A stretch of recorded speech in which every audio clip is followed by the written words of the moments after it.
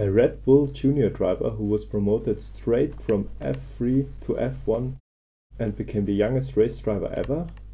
Yeah, today's video is about Max Verstappen, Jaime Alguersuari. Stop! Super license and subscription please. Oh, you are not subscribed? We're gonna have to take you in! Jaime Alguersuari is only 31 right now. That makes him younger than 7 drivers on the current grid. Here is a list of those who are older than him. Kimi Räikkönen is currently 41, Fernando Alonso 40, Lewis Hamilton 36, Sebastian Vettel 34, Daniel Ricciardo is 32, Valtteri Bottas 31 and Sergio Perez is also 31. That's nearly half of the grid. But let's start at the beginning. How did he even get to Formula 1? Junior career. Jaime Alguersuari was born in Spain, Barcelona on the 23rd March in 1990, and like nearly every F1 driver, his motorsport career started in kart in 1998. His first big win came in 2004, where he won the Spanish ICA Junior, and only 1 year later in 2005 he won the Spanish ICA title. After that, Jaime went to Formula Renault 2.0, where he drove in multiple categories. His best performance came in form of the Formula Renault 2.0 Winter Series, where he won 4 out of 4 races and got 3 out of 4 pole positions. The only rival in this series I did recognize was ex-Marussia driver Robert Mary, who finished 3rd in the standings. For 2007, Jaime competed in the Formula Renault 2.0 Italy, where he lost out to a certain Mika Mäki, but finished in front of other Red Bull junior drivers like Brandon Hartley and Daniel Ricciardo, and Robert Mary, again. His last step before Formula 1 was the 2008 F3 season.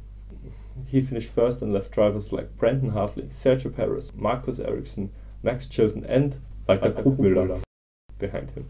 Red Bull was impressed, and for 2009 he was promoted to be Toro Rosso's test and reserve driver. Sébastien Bourdais was kicked out in real Red Bull fashion in the middle of the season after the German GP. That left the seat open for Jaime Alguersuari, who gave his debut at the 2009 Hungarian GP. At the time, he broke the record for the youngest F1 driver ever with 19 years and 125 days. This kid had a bright future, right? Well, his first season wasn't great. He only finished 3 out of the 8 remaining races that season and didn't score a single point. In the 2010 season he performed much better, although scoring only 5 points compared to his teammates Sebastian Buemi's 8 points. Jaime had multiple 11th and 12th place finishes and only DNF 2 races all season long. Well, I think after all we had a lot of races, a lot of good races, a lot of average races. I think the conclusion at the end it's quite positive. It's my first really year in Formula 1. Last year I entered with no kilometers with no previous testing in Hungary, so it was difficult for me. But this year was pretty much very good.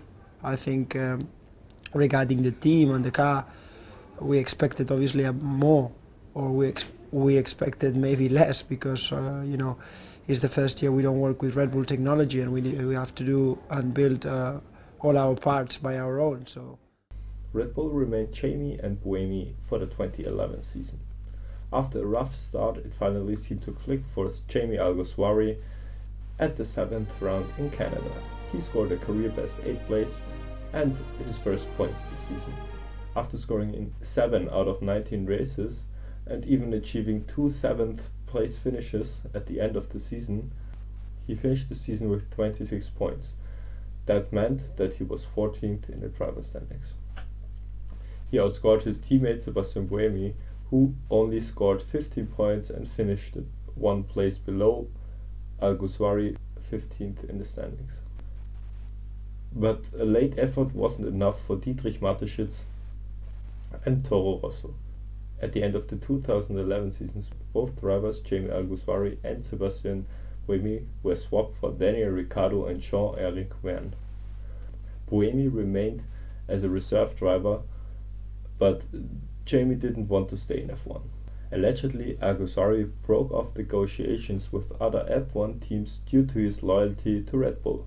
Jaime later told the press that during the 2011 Brazilian GP, Toro Rosso said to him that he secured the seat for the 2012 season. At the time, other teams like the new Lotus team, Williams or HRT were interested in the young Spaniard, but he turned them down. By the time that he was told by Helmut Marko that he was out, it was too late and all the other F1 seats were gone. Jaime and Helmut had issues in the past, as you can see in this clip.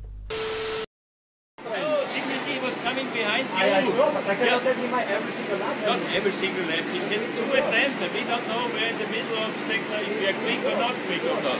No.